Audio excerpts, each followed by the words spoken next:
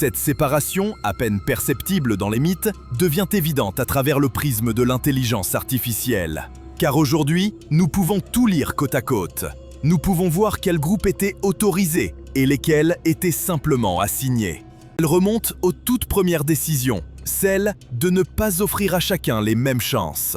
Et ces décisions allaient bientôt déclencher une guerre. Non seulement entre les humains et les dieux, mais aussi entre les dieux eux-mêmes. Les divisions des Anunnaki, contrôle et liberté.